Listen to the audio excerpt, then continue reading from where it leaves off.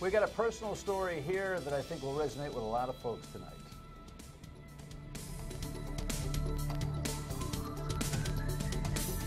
Welcome into My State of Mind. I am Dan Yorke. It is on these nights when we have something else going on production-wise, or I'm conflicted in schedule, conflicted in other ways, perhaps off for the gosh knows where, out of town, whatever. But the Dan Yorke State of Mind program has got to run no matter whether I'm here on the specific day we produce or not. And I actually enjoy these kinds of shows, as I've told you before, because it gives me a chance to spread it out, a little less of my opinion and a lot more of the storytelling that goes on. And by the way, if you ever think after watching this program or another like it that you'd like to tell your story here on the air, there's a part of the program at the end where I offer a telephone number or an email. You can send either one or both and let us know that you think there's somebody, maybe you, maybe somebody you know, who needs to be highlighted. Tonight, we've got a really interesting story. Take a look at this book. This is provocative, don't you think? From Harvard to Hell and then back. The back part is actually a smaller case, so I find that to be interesting. I wonder why that is. Is there a reason for that? I hadn't thought about that. I think the publisher wanted to put the emphasis on Harvard. Harvard, yeah, right, exactly. It's a big thing. Right. Dr. Sviokla. Sviokla. Exactly. I've been practicing. But that boom. So that's why you said, Dan, just call me Dr. Skip. Right. You know, and Jess, my producer over there, is gloating because she said, why don't you just call him Dr. Skip?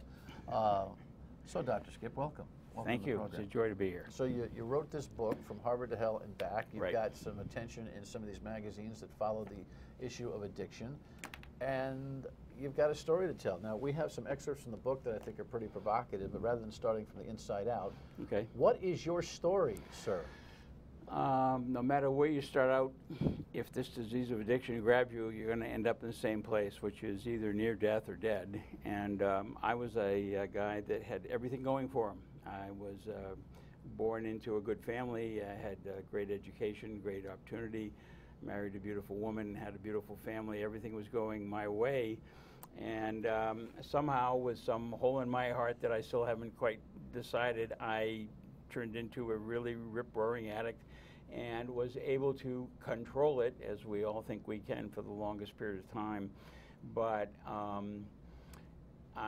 Vicodin finally brought me down. I had been an oftentimes heavy drinker, but no one really knew that I drank very much because I could control it the way most people who are heavy drinkers can, who don't show it. And but as I made more money, had a more fluid and fun lifestyle, dealt with a lot of rock and roll stars, in addition to running emergency rooms on both coasts.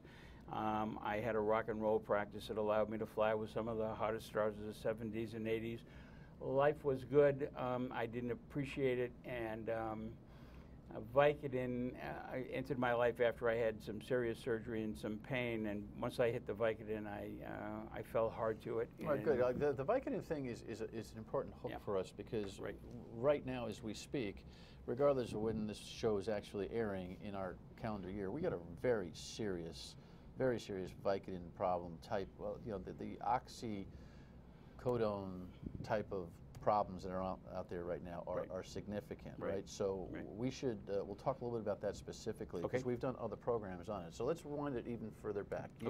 You are from originally? Brockton, Massachusetts. Okay, and you got your medical degree when? I got my medical degree in '72. Okay. I went to Harvard College in '67.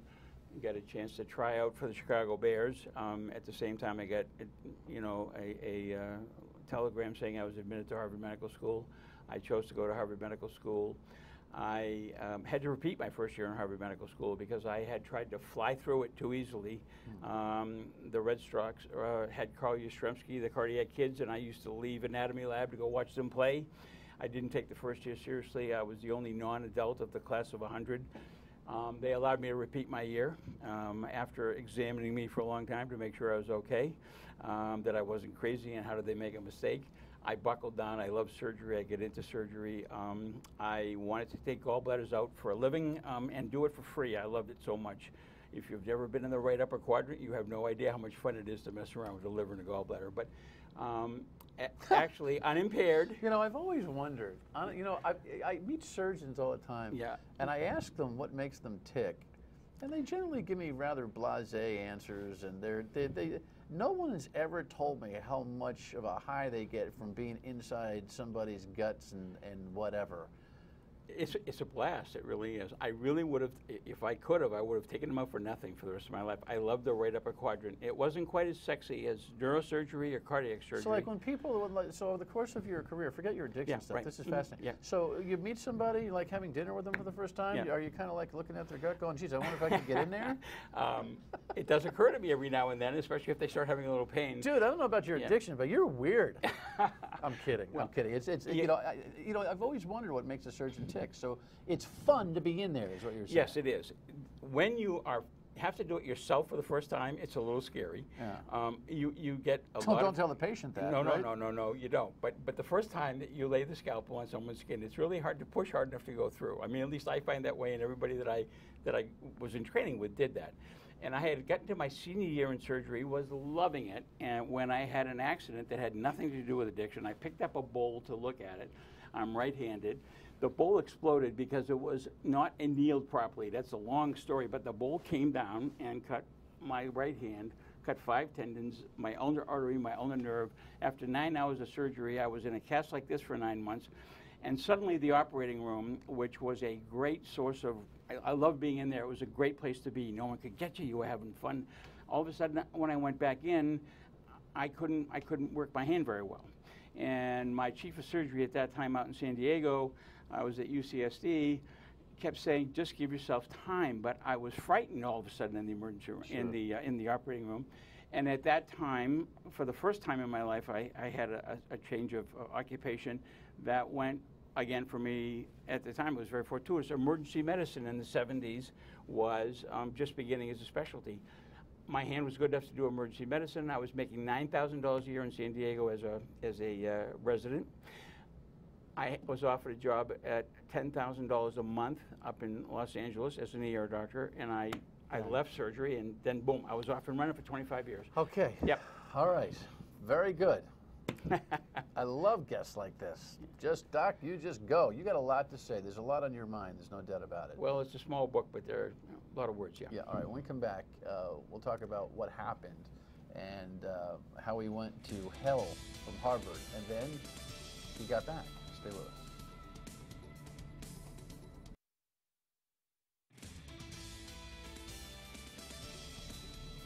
Yeah, there's a lot of you know, good prescribing out there for pain, no doubt, and there's also a lot of exploitation going on, and we'll talk about that coming up in a little bit with Dr. Skip here, whose book is From Harvard to Hell and Back, and who right now is running a practice in Yorke, correct? Medical assisted recovery, assisted recovery. Yes. And so we went from a surgeon who loved taking out gallbladders to an emergency room doctor to hell. Right. And now you're back helping Yes. people with their addictions. Right. So, okay, short answers, because there's a lot to cover, and you write some things in this book that I think are fascinating in terms of your concepts. What happened? You got into the jet set type of world? Is that what occurred? I did. I lived high. I went flying around with a lot of rock and roll stars, and I had a lot of time and a lot of money.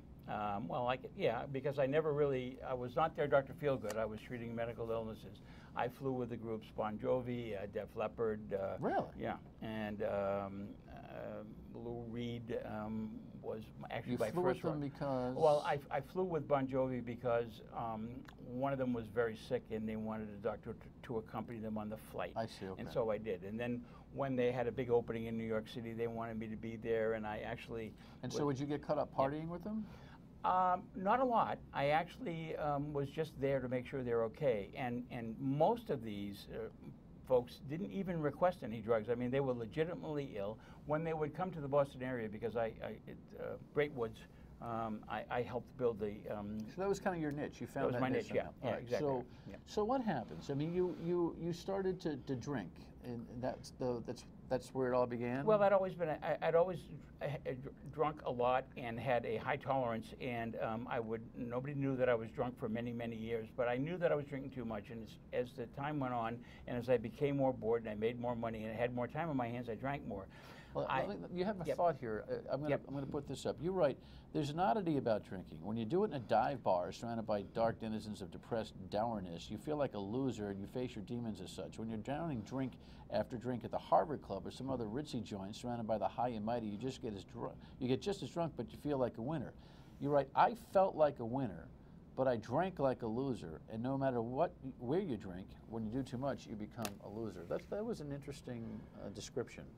Well, it starts to slip away, and I knew it, and I couldn't stop, and that's when you think you can control it. If you get up the next morning and say, well, I'm not going to have a drink until tomorrow night, you start to try to control it. That's the beginning of controlled drinking, and most people that I know who drink a lot will hang on to. They won't try to stop because they really do enjoy the escape that comes when they drink, and clearly, as time goes on, you develop a higher and higher tolerance, which requires you to drink just to calm yourself down. Okay.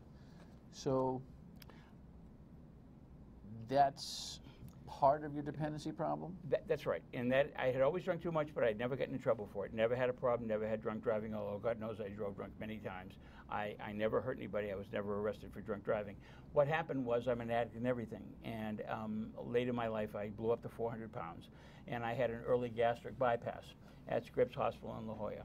After that operation, I lost 120 pounds. You're supposed to not drink or maybe have a half a glass of wine after that.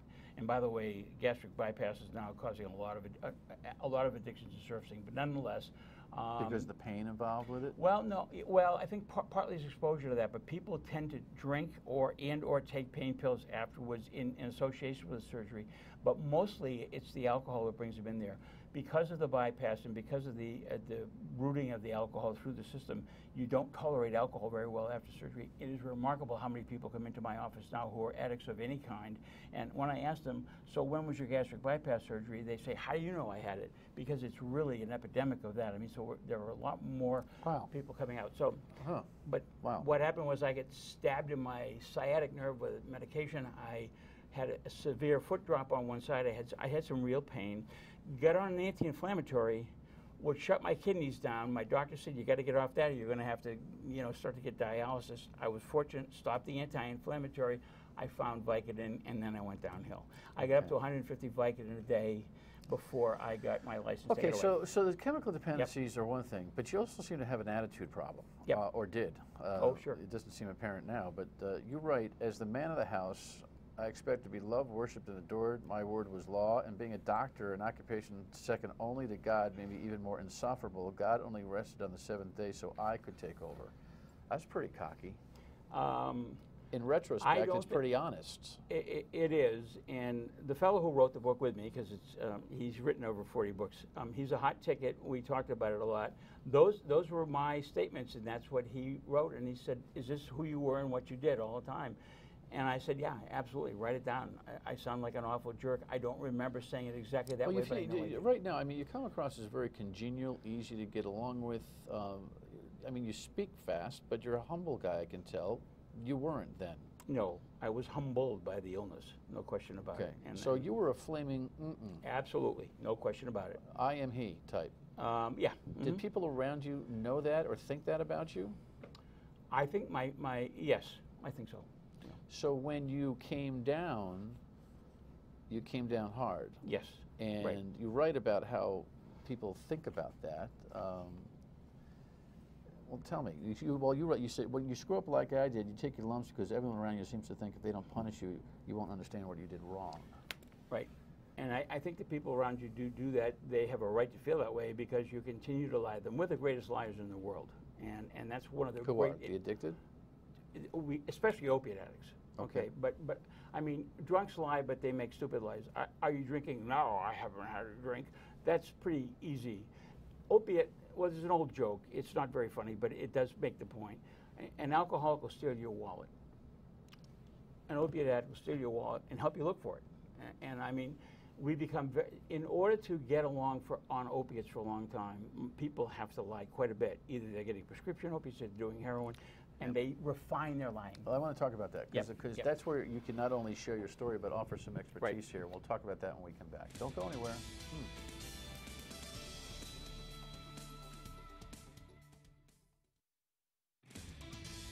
I can show you my list of overdoses for the last month and a half. The youngest age is 19 and the oldest one's 59. It crosses all boundaries. That gentleman offering his expertise, actually from law enforcement and the medical world, they all got together a few months ago in Pawtucket to talk about this Vicodin and this opiate problem that just seems to be blowing up all over the place. And to find out that some 70% of those who are addicted are addicted via original prescriptions is just incredible. Dr. Skip is here. His book is From Harvard to Hell and Back, and he's just chronicled his drinking issues and all that kind of stuff, and kind of a high life, and you know, having it all, and then so you've come back and recertified as a guy who can handle addiction medicine, correct? Right. It's another new specialty, like emergency medicine was when I got out of surgery. Well, congratulations on that. I mean, you've taken your biggest life challenge and embraced it so much so that you've melded it into your professional excellence, which is admirable. Which makes me enjoy going to work every day, and I want to help folks get there a little bit sooner than I did. You enjoy helping people with addictions as much as you used to enjoy taking gallbladders out? No, that was more fun. You still crave the gallbladders, huh? Yes, I do. Do you ever go in the hospital and just say, let me just do one more? No, because they take about 2 scopes out, and that's no fun. You got to open them up, get bloody. All right, but listen, the very serious discussion on things like Vicodin and the like, you know, I've told the story before. The dentist, you know, yanks my teeth out, 4 of them. The last one took an hour and a half, 2 hours. Here's the pill. I take one pill. I go, oh, I don't want to be on this crap. Never took another one. But I have friends, buddies with back problems and knee problems and the like who get the Percocet or this or that. You know, they've got a pill box, and I worry about them getting another one. You have strong thoughts about this. Yes, I do. I think that Vicodin is way overprescribed, so is Percocet. There's no need for Vicodin or Percocet beyond 3 or 4 days in almost any illness. Post-operatively, perhaps, when you're doing rehab. But the minute you start to prescribe massive amounts of medication for a very short-term acute illness, you're setting up a disaster.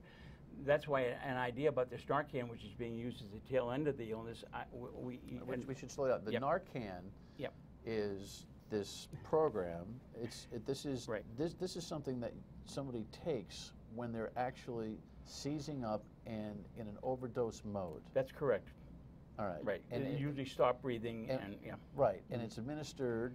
It's usually administered intravenously in a hospital because Narcan has been used for decades as something to bring someone back from an opiate overdose. Right. Now it's being given out to people to be used in any recovery centers. Individuals can buy it, and it can be jabbed in. It can be used intramuscularly, so it's easy to jab into somebody who's passed out. It will. Seeing the video of it is just horrifying when someone is just literally convulsing or whatever they're doing, and all of a sudden, boom, they kind of come back to life as this stuff is inserted. It's kind of scientifically spooky, but it is. It's a good thing to have. But it's you think again, it ought to be tagging along with what prescriptions? Well, an idea that probably will never fly, but I think it's reasonable to consider this, is to, once a doctor prescribes more than a few Vicodin, and I mean maybe 30 at a max, the pharmacist ought to be able to say to the person, by the way, these 30 can, if you take them all together and you're not an addict, it will kill you.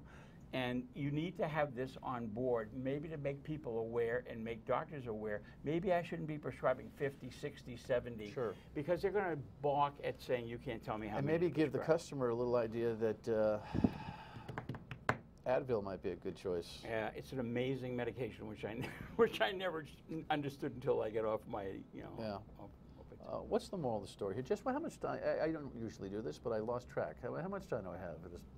Oh, good. I've got a few minutes. What's the moral to the opiate story, and what's the moral to your story? Take them one at a time. The opiate story is that it is very quickly addicting, and fortunately there are some drugs that will help you get off it so you don't have to go cold turkey. The number of people who were able to, without the use of methadone, which is not a very good drug, but it's better than nothing, and Suboxone, the newer drug, which used in a recovery setting, All by itself, it's just another drug, but used in a recovery setting can give people a chance to get over the horrible withdrawals. The relapse rate for people prior to the use of Suboxone, for example, I have a contract with the nursing board. Nurses used to go back to work after being cleared to go back to work, and the relapse rate, until they allowed them to be on Suboxone, was very high. So there are medications out there that'll help people get over the acute drop, but you've actually got to, eventually you need to be clean of everything. The moral of my story is that not only should you stop trying to control things, but the real problem, the real thing that I enjoy about this is there's great joy for me in recovery. Most of us, and all my patients share this and agree with me when I ask them this, we think that when we're in the throes of addiction that we're too smart, our dopamine is special. We need to feel better than those normal people over there. We look at normal people and think, is it really worth going through all the agony of withdrawing from this drug just to be like them? And I'm here to say that I've never, ever been as happy as I have 12 years off my dopamine enhancer. So there's real joy at the end of recovery. You have to understand that you got to go through a little bit of pain to get there, but the joy is overwhelming, and there's light at the end of the tunnel. My 8 grandkids who've never seen me impaired can tell you that better than my 4 children who did see me impaired. And give me 30 seconds on how you did it. How did you do it, real quick? I know it's a long story. I used to go to a lot of AA meetings because alcohol was the last thing I did, and it almost killed me. I sit there and think, I'm like those alcoholics.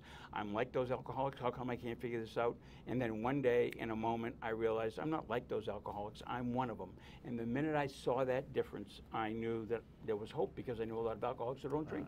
If you need a doc, he's in Yorke at Medical Assisted Recovery. Congratulations.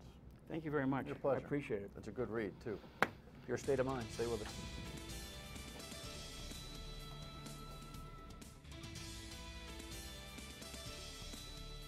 Programs like we just had with Dr. Skip, these are stories that need to be told, and if you've got one, I'd be more than honored to have you here on the broadcast. Alrighty, so thanks. We're here each weeknight, 7:30 and 11:30 on MyRI TV, and I'm sure, with no further ado, we'll be back to the rundown for the day and getting after it. But thanks for watching. Appreciate it. We'll see you next time on MyRI TV, on My State of Mind. I'm Dan Yorke. Good night.